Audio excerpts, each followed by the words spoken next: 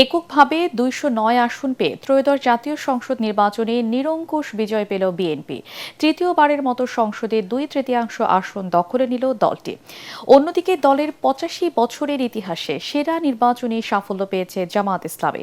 ৬৮টি আসন পেয়ে প্রথমবারের মতো বিরোধী দলের আসনে বসতে যাচ্ছে তারা। আর গণ অভ্যুত্থানের মধ্য দিয়ে গড়ে ওঠা দল এনসিপির তরুণ তুর্কিরা সংসদে প্রতিনিধিত্ব করবে ৬টি আসন নিয়ে।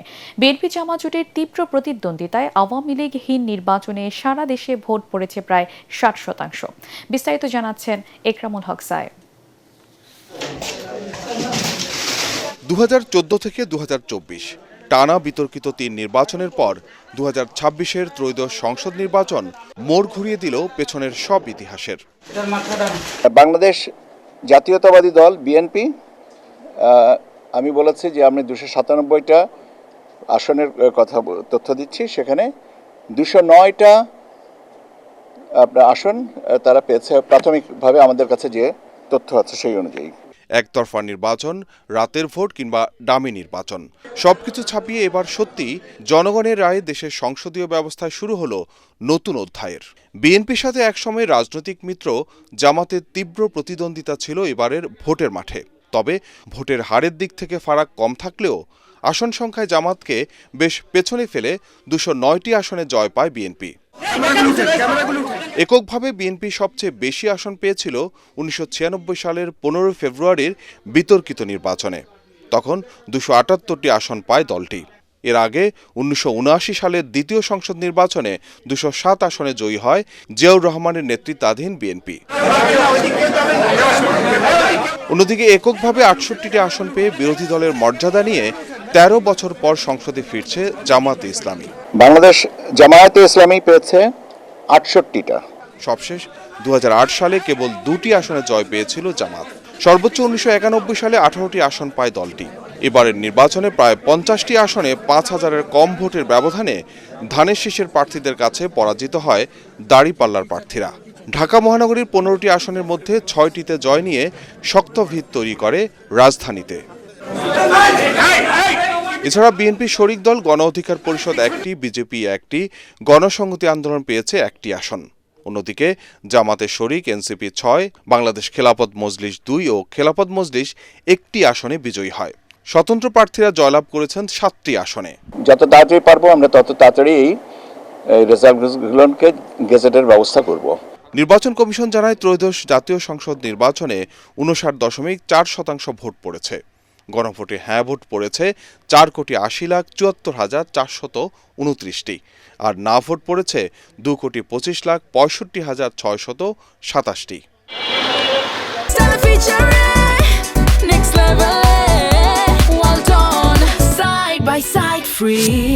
বিজয়ের মুকুট মাথায় পড়ে সংসদে যাচ্ছেন বিএনপি চেয়ারম্যান তারেক রহমান, জামায়াত আমির ডক্টর শফিকুর রহমান ও এনসিপির আহ্বায়ক নাহিদ ইসলাম সহ দলগুলোর শীর্ষ নেতারা।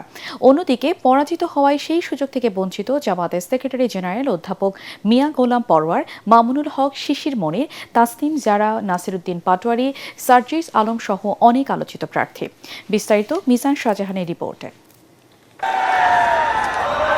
বগুড়া ৬ ও ঢাকা ১৭ দুটি আসনেই বেসরকারি ফলাফলে বিজয়ী হয়েছেন বিএনপির চেয়ারম্যান তারেক রহমান। মানুষকে দেখে রাখা। জামাতের আমির ডাক্তার শফিকুর রহমান বিজয়ী হয়েছেন ঢাকা ১৫ আসন থেকে। জুলাই আন্দোলনের সম্মুখ যোদ্ধা জাতীয় নাগরিক পার্টি এনসিপির আহ্বায়ক নাহিদ ইসলাম জিতেছেন ঢাকা ১১ আসনে। তার কাছে হেরে গেছেন ওই আসনে বিএনপির প্রার্থী doctor M A Qayyum. Thakurgaon ১ আসনে জয়লাভ করেছেন বিএনপির মহাসচিব মির্জা ফখরুল ইসলাম আলমগীর। কুমিল্লা ১১ আসনে জয়ী জামাতের নায়েবে আমির ডাক্তার সৈয়দ আবদুল্লাহ মোহাম্মদ তাহের। ঢাকা ৮ আসনে বিজয়ী হয়েছেন বিএনপির স্থায়ী কমিটির সদস্য মির্জা আব্বাস। তার কাছে পরাজিত হয়েছেন এনসিপির আলোচিত নাসিরউদ্দিন পাটোয়ারি। রংপুর ৪ আসনে জয়ী এনসিপির সদস্য সচিব আক্তার হোসেন। কুমিল্লা ৪ আসনে জয়ের মালা এনসিপির হাসনাত আবদুল্লার গলায়। পঞ্চগড় ১ আসনে বিএনপির ব্যারিস্টার নওশাদ জমিরের কাছে পরাজিত হয়েছেন এনসিপির সার্জিস আলম। ঢাকা 13 আসনে ববি হাজ্জাজের কাছে পরাজিত হয়েছেন খেলাফত মজলিসের মামুনুল হক। ঢাকা 9 আসনে বিএনপির হাবিবুর রশিদ হাবিবের কাছে পরাজিত হয়েছেন স্বতন্ত্র প্রার্থী ডাক্তার তাসলিম জারা। খুলনা 5 আসনে জিততে পারেননি জামাতের সেক্রেটারি জেনারেল অধ্যাপক মিয়া গোলাম পরোয়ার। কক্সবাজার 2 আসনে পরাজিত হয়েছেন দলটির সহকারী সেক্রেটারি জেনারেল হামিদুর রহমান আজাদ। সুনামগঞ্জ 2 আসনে জিততে পারেননি জামাতের শিশির মনির। ব্রাহ্মণবাড়িয়া 2 আসনে বিশাল ব্যবধানে বিএনপি সমর্থিত জমিয়তে ওলামা ইসলামের জোনায়েদ হাবিবকে হারিয়ে জয়ের মালা পরেছেন স্বতন্ত্র প্রার্থী ব্যারিস্টার রুমিন ফারহানা। হাঁস কিন্তু লক্ষ্মীর প্রতীক, ওরা ডিম দেয়, ছানা দেয়, অনেকে হাঁসের খাবার করেই দেখা যায় যে তাদের পরিবারটা চলে। ব্রাহ্মণবাড়িয়া 6 আসনে বিজয়ী হয়েছেন গণসংহতি আন্দোলনের জোনায়েদ সাকি। ভোলা 1 আসনে বিজয়ী হয়েছেন ব্যারিস্টার আন্দালিব রহমান পার্থ। পটুয়াখালী 3 আসনে বিজয়ী হয়েছেন গণ অধিকার পরিষদের নুরুল হক নূর। পটুয়াখালী 2 আসনে বিজয়ী জামাতের ডক্টর শফিকুল ইসলাম মাসুদ। রংপুর 2 আসনে জিতেছেন জামাতের এটিএম আজহারুল ইসলাম। বরিশাল 5 আসনে বিএনপির অ্যাডভোকেট মুজিবুর রহমান সরোয়ারের কাছে পরাজিত হয়েছেন ইসলামী আন্দোলন বাংলাদেশের নায়েবে আমির মুফতি সৈয়দ ফয়জুল করিম। খুলনা 1 আসনে হেরেছেন জামাতের কৃষ্ণ নন্দী। ইসলামী আন্দোলন বাংলাদেশের একমাত্র প্রার্থী হিসেবে হাতপাকা প্রতীকে জিতেছেন বরগুনা 1 আসনে মাওলানা মাহমুদুল হাসান ওয়ালিউল্লাহ। ঢাকা মহানগরের 15টি আসনের 8টিতে জিতেছে বিএনপি। ঢাকা 4 আসনে বিএনপির তানবীর আহমেদ রবিন হেরেছেন জামাতের সৈয়দ জয়নুল আবেদিনের কাছে। ঢাকা 5 আসনে নবিউল্লাহ নবীও হেরেছেন জামাতের কামাল হোসেনের কাছে।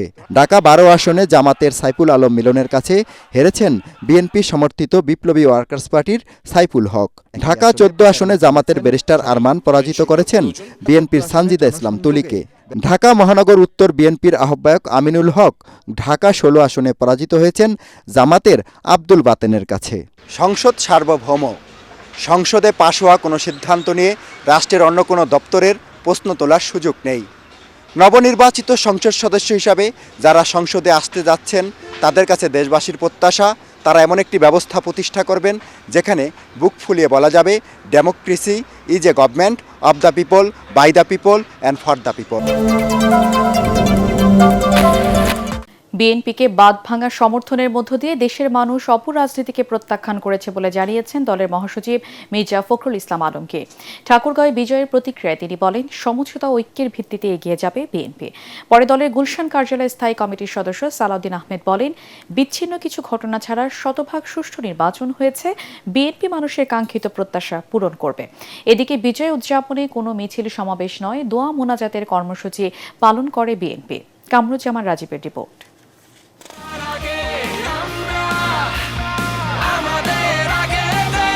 জনগণের অভূতপূর্ব সমর্থনে রাতেই অনেকটা নিশ্চিত হয়ে যায় বিএনপির ভূমিধস বিজয়। তবে নিরঙ্কুশ জয় পেলেও উদযাপনে সংযত বিএনপি। দলের চেয়ারম্যান তারেক রহমানের নির্দেশে কোনো আনন্দ মিছিল নয়, খালেদা জিয়া ও দেশবাসীর জন্য দোয়া মোনাজাতে অংশ নেন নেতাকর্মীরা। তারেক রহমান গুলশানের নৌ সদর দপ্তর মসজিদে জুম্মার নামাজ আদায়ের পর দোয়ায় অংশ নেন। অন্যদিকে ঠাকুরগাঁওয়ে বিপুল ভোটে বিজয়ী বিএনপি মহাসচিব বলেন, বিএনপি জনগণের রাজনীতি করেছে, তাই কখনো জনপ্রিয়তা হারায়নি। জনগণ অপশক্তির বিরুদ্ধে রায় দিয়েছে।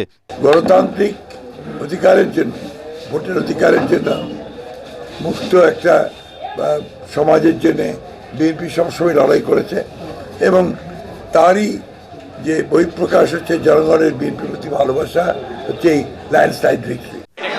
এদিকে নির্বাচন কমিশন কার্যালয়ে বিএনপির নির্বাচন পরিচালনা কমিটির চেয়ারম্যান নজরুল ইসলাম খান বলেন, নির্বাচনের ফলাফলে জনগণের প্রত্যাশার প্রতিফলন ঘটেছে। দীর্ঘদিন ভোট না দিতে দিতে ভোট না দেওয়ার যে একটা সংস্কৃতি আমাদের জনগণের মধ্যে গড়ে উঠেছিল, সেটা পুরাটা আমরা ফিরিয়ে আনতে পারি নাই।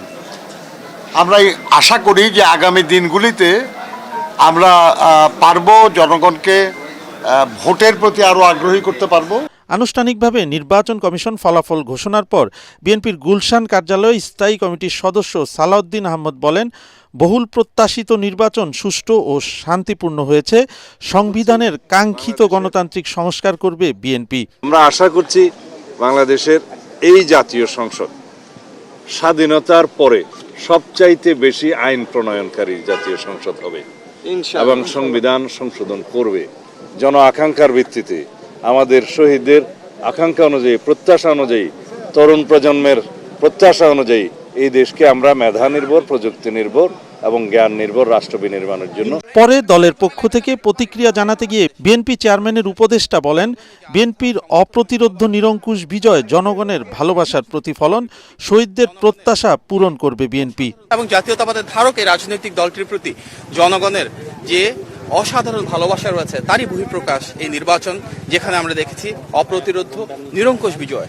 আজকের এই বিজয় শুধু বিএনপির না, এই বিজয় গণতন্ত্রের, এই বিজয় বাংলাদেশের। এবারে নির্বাচনের মধ্য দিয়ে গণতান্ত্রিক উত্তরণের নতুন অধ্যায়ের সূচনা হয়েছে বলে মন্তব্য করেছেন রাজনৈতিক বিশ্লেষকরা। বলেন, অবাধ, সুষ্ঠু ও নিরপেক্ষ নির্বাচনে জনগণ স্বাচ্ছন্দ্যে তাদের রায় দিতে পেরেছে। রাজনৈতিক দলগুলোর মধ্যে যে সহাবস্থান সৃষ্টি হয়েছে তা দেশের উন্নয়নে কার্যকর ভূমিকা রাখবে বলেও মনে করেন তারা। মনির হোসেন তপুর রিপোর্ট। অবাধ, সুষ্ঠু, নিরপেক্ষ ত্রয়োদশ জাতীয় সংসদ নির্বাচনে ঐতিহাসিক গণরায়ে 2/3 বেশি আসন পেয়ে সরকার গঠনের পথে বিএনপি। তবে 77 আসনে বিজয়ী হলেও অধিকাংশ আসনে ভোট যুদ্ধে হাড্ডাহাড্ডি লড়াই করে শক্ত অবস্থানের জানান দিয়েছে জামাতের নেতৃত্বাধীন 11 দলীয় জোট। জামাতের ভোট ব্যাংক তো আসলে একটা লিমিটেড, কিন্তু সেখান থেকে তারা উত্তরে তারা একটা অনেক বড় একটা ভোট তারা পেয়েছে এবং নাম্বার বিভিন্ন জায়গায় আমরা দেখেছি যে কিছু সামান্য ভোটের ব্যবধানে অনেক জায়গায় হেরে গিয়েছে। জামাত, যার এই দেশে নির্বাচন করার কথাই ছিল না, আওয়ামী লীগ থাকলে তো নির্বাচন করতে পারতো না। রেজিস্ট্রেশন ফিরে পাওয়ার পরে তারা যেভাবে ভোট পেয়েছে সেটা আমার কাছে মনে হয়েছে যে সেটা তাদের নিজেদের প্রচেষ্টা। বিএনপিও জিতেছে, কিন্তু এমন ভোটের নিয়ে না যে তারা ল্যান্ডস্লাইড ভাবে ভোট পেয়ে জিতেছে। তার মানে সব জায়গায় মিশ্র ভোটার ছিল। সংস্কার প্রশ্নে হ্যাঁ ভোট বিজয় হওয়ায় ত্রয়োদশ জাতীয় সংসদের বিরোধী দল প্রতিটি গুরুত্বপূর্ণ বিষয়ে জোরালো ভূমিকা রাখার পথ সুগম হয়েছে বলে মনে করেন এই দুই বিশ্লেষক। শুধু বিরোধী দলের মেম্বার না, তার পেছনে জনগণের যে শক্ত প্রতিনিধিত্ব, সেটা না থাকলে কখনো কোনো রাজনৈতিক দল অ্যাবসলিউট পাওয়ার থাকলে কিংবা অনেক পাওয়ার থাকলে সেই দেশ করাপ্টেডও হয় অ্যাবসলিউটলি এবং স্বেচ্ছাচারী হয় অ্যাবসলিউটলি। আগে যেখানে ছিল বাইপার্টি সিস্টেম, বাইপার্টি বলতে আমি বোঝাচ্ছি যে বিএনপি এবং আওয়ামী লীগ, সেখানে আওয়ামী লীগের অনুপস্থিতি আমরা যেটা দেখলাম, জামাত যে ভালো করছে সেখানে তাদের একটা রিপ্লেসমেন্ট হচ্ছে এবং তারা শক্তিশালী একটা বিরোধী দল হিসেবে হয়তো বা দায়িত্ব পালন করবে। এটিএন বাংলাকে তারা আরও বলেন, 71 ও 24-এর চেতনা ধারণ করে দেশ পরিচালনা করতে হবে, যেন নতুন করে আর কেউ ফ্যাসিস্ট হয়ে ওঠার সুযোগ না পায়। কাঙ্ক্ষিত সংস্কার বাস্তবায়নে গণতন্ত্রের ট্রেনে বাংলাদেশ। একদিকে বিএনপির নিরঙ্কুশ বিজয়, অন্যদিকে জামাতের 11 দলীয় জোটের শক্ত অবস্থান। নতুন সরকার গঠিত হলে তারা ঐক্যবদ্ধভাবে দেশের সার্বিক উন্নয়ন ও গণতন্ত্র প্রতিষ্ঠায় কাজ করবেন, এমনটাই প্রত্যাশা সবার। ভুল প্রার্থী মনোনয়ন আর ভোটার টানতে না পারায় সিলেট বিভাগে জামাতের ফলাফল ভালো হয়নি বলে মনে করছেন বিশ্লেষকরা। ফলাফলে হতাশ না হয়ে ভুল থেকে শিক্ষা নেওয়ার কথা বলছেন দলটির নেতারা। বিএনপির বিজয়ী প্রার্থীরা বলছেন, সিলেটের উন্নয়নে সবাইকে সঙ্গে নিয়ে কাজ করতে চান তারা। নিরঞ্জন দেবের ক্যামেরায় রিপোর্ট করছেন মাহবুব কবির চপল। বহুল প্রতীক্ষিত নির্বাচন শেষ, এখন ফলাফল নিয়ে আলোচনা চলছে চায়ের আড্ডা থেকে সর্বত্র। স্থানীয়রা বলছেন, এমপি প্রার্থীরা উন্নয়নে যেসব প্রতিশ্রুতি দিয়েছিলেন এখন তা করে দেখানোর সময়। এখনের যে সরকার সেটা জনগণের সরকার, বিপুল ভোটে বিজয়ী হয়েছে, নিরঙ্কুশ সংখ্যাগরিষ্ঠতা যাকে বলে সেটা হয়েছে। আর ওনাদের কাছে যেহেতু আশা ভরসা আছে, আমাদের আশা ওনারা এত বছর পরে যখন আসছেন অবশ্যই ওনারা কাজ করবেন। যাদের পাস করছে এরা যত আমরা ওয়াদা দিছে, আবদার করছে, সবগুলো যদি পূরণ করে তো এই সরকার সারা জীবনে থাকবো। এর আগে রাতে ধানের শীষের বিজয়ী এমপিরা জানান, সবাইকে সাথে নিয়েই সুন্দর সিলেট গড়তে চান তারা।